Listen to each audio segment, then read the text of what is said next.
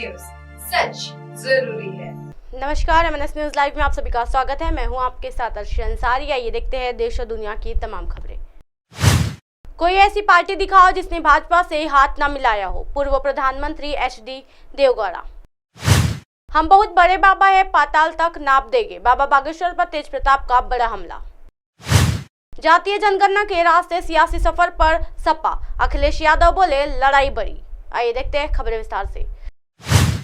पूर्व प्रधानमंत्री HD देवगौड़ा बोले कोई ऐसी पार्टी दिखाओ जिसने भाजपा से हाथ न मिलाया। जी हां, पूर्व प्रधानमंत्री HD देवगौड़ा ने मंगलवार को कहा कि ये एक खुला रहस्य है कि कर्नाटक सहित कई राज्यों में कांग्रेस में कई नेताओं ने अपने स्वार्थी लक्ष्य साधने के लिए भाजपा को से हाथ मिलाया है। आगामी संसदीय चुनाव के लिए राज्य में भाजपा और उनके JDS के बीच गठजोड़ की अफवाहों के बीच उनका ये बयान महत्वपूर्ण हो गया है। देवगौड़ा ने पार्टी मुख्यालय में पत्रकारों को संबोधित करते हुए आगामी लोकसभा चुनाव में भाजपा के साथ अपनी पार्टी के संभावित गठबंधन पर सवालों का जवाब देते हुए ये बयान दिया और यह भी कहा कि भाजपा के खिलाफ मोर्चा बनाने के लिए समान विचारधारा वाले दलों के एक साथ आने पर वह उसका नेतृत्व करेंगे। जी हाँ, देवगौड़ा से ये भी सवाल किया गया है कि क्या वह बिहार के मुख्यमंत्री नीतीश कुमार के भाजपा के खिलाफ मोर्चा बनाने की प्रयासों का समर्थन करेंगे। इसके जवाब में देवगौड़ा ने कहा कि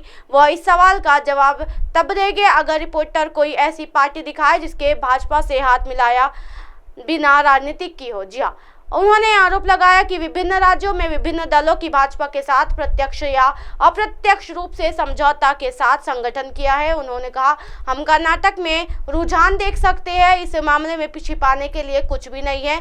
उन्होंने कहा कि JDS आगामी जिला पंचायत, तालुका पंचायत और BBMP चुनाव पर ध्यान केंद्रित करेगा। उन्होंने कहा कि उसके बाद लोकसभा चुनाव होना, उस समय फैसला लिया जाएगा कि हमें कितनी सीटों पर चुनाव लड़ना है। उन्होंने कहा मैं चुपचाप घर पर नहीं बैठूंगा, मैं दौरा करूंगा। सभी 28 संसदीय क्षेत्र में प्रचार किया जाएगा और सभी समुदाय को प्रतिनिधित्व दिया जाएगा। उद्देश्यों को लागू करने के लिए एक समिति बनाई जाएगी। या पूछे जाने पर कि क्या वो आगामी लोकसभा चुनाव लड़ेंगे, क्या वर्षीय देवगौड़ा ने कहा कि उनकी पार्टी इस पर फैसला लेगी। बाबा बागेश्वर पर तेज प्रताप का बड़ा हमला। कहा हम बहुत बड़े बाबा है, पाताल तक नाप देंगे। जी हाँ, बागेश्वर धाम के महंत पंडित धीरेन्द्र कृष्ण शास्त्री पटना के नौबतपुर में कुछ दिनों पहले की कार्यक्रम हुआ था। बागेश्वर सरकार के आने पर खूब बयानबाजी हुई और चर्चा में तेज प्रताप यादव रहते। जी हाँ, अब बाबा बागेश्वर के जाने के बाद एक बार फिर तेज प्रताप यादव बिना नाम लिए उन पर हमला बोला। तेज प्रताप यादव ने सोमवार को कहा कि देखिए इतने बाबा आए लेकिन हम बहुत बड़े बाबा है। उन्होंने कहा कि हम बाबा की जमीन से लेकर पाताल तक नाप देंगे। हमारे सामने अगर कोई बाबा खड़ा हो गया तो। जी हाँ, विश्व पर्यावरण दिवस के मौके पर सोमवार को पटना के ज्ञान भवन में बिहार राज्य प्रदूषण नियंत्रण परिषद और पर्यावरण एवं जलवायु परिवर्तन विभाग से एक सम्मान समारोह कार्यक्रम का आयोजन किया गया था। इस दौरान तेज प्रताप यादव कार्यक्रम को संबोधित कर रहे थे। तेज प्रताप ने कहा कि हमारे सामने अगर कोई बाबा खड़ा हो गया तो हम उसको बताएंगे। जी हाँ, समझिए ये जिम्मेदारी भगवान के द्वारा मिली है। तेज प्रताप यादव ने आगे कहा कृष्ण भगवान ने जंगल में जाकर बांसुरी बजाई, जंगल में जाकर गाय चुराई, विभाग हमको मिला और वो कितना अच्छा है, इसे बहुत स्कोप है। सबसे बड़ी चीज़ है कि आपको पृथ्वी को बचाना है। समझिए ये जिम्मेदार भगवान के द्वारा मिली है। जी हाँ, उन्होंने कहा विरोध तो 1000 लोग जो मजाक उड़ाए कि काम नहीं हो रहा है, हम लोग लगातार काम कर रहे हैं। हम चाहेंगे कि हमारे प्रयास से नहीं बल्कि पृथ्वी और पर्यावरण को बचाने में आप लोगों का भी सहयोग हो। वाटर को बचाना, क्योंकि अच्छा धार्मिक दृष्टिकोण से ये भी देखिए कि इतना बाबा है लेकिन हम बहुत बड़े बाबा हैं। हम बाबा हैं कि जमीन से लेके अब पाताल तक नाप देंगे। अगर हमारे सामने कोई बाबा अगर खड़ा हो गया तो उसको हम बताएंगे सबक।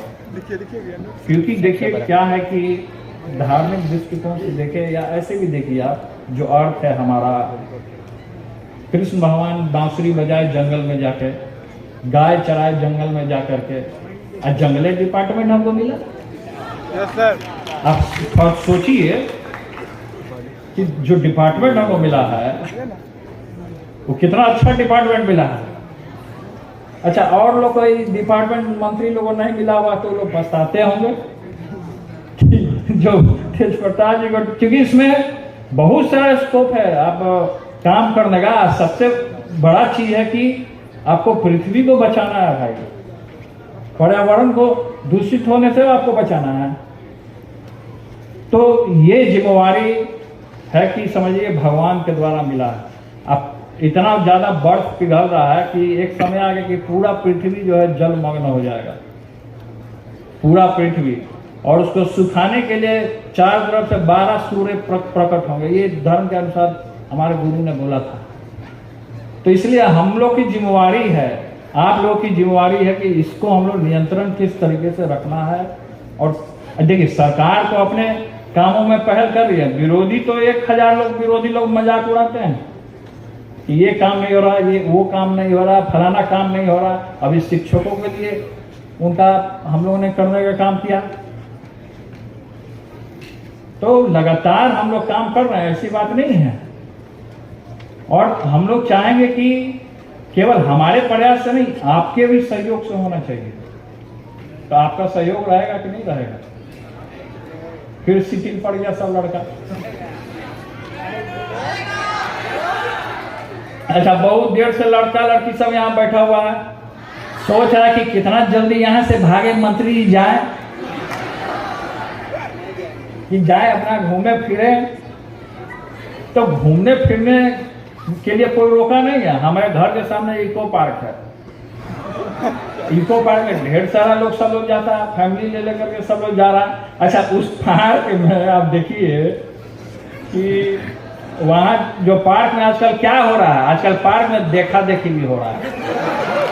जातीय जनगणना के रास्ते सियासी सफर पर सपा अखिलेश यादव बोले लड़ाई बड़ी, यात्रा चलती रहेगी। जी हाँ, उत्तर प्रदेश में जातीय जनगणना के रास्ते समाजवादी पार्टी सियासी सफर पर अपना जुबानी हमला तेज करती जा रही है। वहीं दूसरी ओर पार्टी में बूथ और सेक्टर प्रभारियों से सीधे संपर्क में रहने का संकल्प किया है। लखीमपुर खोरी के लोक जागरण अभियान के तहत समाजवादी प्रशिक्षण शिविर में पार्टी ने ये फैसला किया। जी हाँ, मिशन 2024 के लिए सपा के प्रतीक और परीक्षण का सहारा लिया है। लोक जागरण यात्रा के जरिए सपा सामाजिक न्याय और जातीय जनगणना की आवाज को बुलंद करेगी, इसका संदेश अखिलेश यादव ने दिया है। उन्होंने कहा, हम समाजवादी और ज्यादातर लोग जातीय जनगणना चाहते हैं। समाजवादी न्याय का रास्ता जातीय जनगणना के बिना पूरा नहीं होगा, इससे समाज और लोकतंत्र मजबूत होगा, चलते रहेंगे ये कार्यक्रम। जी हाँ, सपा प्रमुख ने आगे कहा, जातीय जनगणना को पता चलेगा कौन कितना पीछे है, किसे कितने मदद की जरूरत है। बीजेपी जातीय जनगणना का विरोध कर रही है। उन्होंने कहा कि लोकसभा चुनाव सभी के भविष्य का चुनाव है। 2024 के चुनाव में लड़ाई बड़ी है। सपा 2024 में बीजेपी को सत्ता में से बाहर करेगी। जनता को जागरूक करने के लिए बीजेपी को की लोक जागरण यात्रा चलती रहेगी जब तक सेक्टर और बूथ न बन जाए। इसी तरह से कार्यक्रम चलते रहेंगे। जी हालांकि अखिलेश यादव से इस बयान पर डिप्टी सीएम केशव प्रसाद मौर्य ने प्रतिक्रिया दी। उन्होंने कहा, सामाजिक न्याय जातीय जनगणना सपा का चरित्र नहीं, यह धोखा है। सपा मुखिया में अखिलेश यादव जब मुख्यमंत्री थे तब सामाजिक न्याय की जगह गुंडे, अपराधियों, दंगाइयों, जातिवादियों को बढ़ाया। जब सपा के गुंडागर्दी की राजनीति का जनता ने अंत कर दिया तो संदेश साफ है कि असलियत का पर्दाफाश हो चुका है। जी हाँ, बता दें कि बीते दिनों में सपा लगातार जातीय जनगणना की मांग तेज कर रहे हैं। सपा राज्य में जातीय जनगणना की मांग बीजेपी सरकार से कर रही है। अब आप हमारे चैनल को आपके मोबाइल पर भी देख सकते हैं। मोबाइल ऐप पर देखने के लिए प्ले स्टोर से MNS news TV app download करें। इंस्टा, लिंक, ट्विटर, हाईकुक, फेसबुक और कई सोशल मीडिया के प्लेटफॉर्म पर हमारा चैनल उपलब्ध है। आप इसे यूट्यूब पर भी देख सकते हो। आप हमारे चैनल को लाइव भी देख सकते हो www.mnsnews.com पर। फिलहाल वक्त हो चला दर्शकों ब्रेक का। ब्रेक लौटने के बाद देखिएगा देश और दुनिया की तमाम खबरें। बने रहिए एमएनएस न्यूज़ पर। नमस्कार।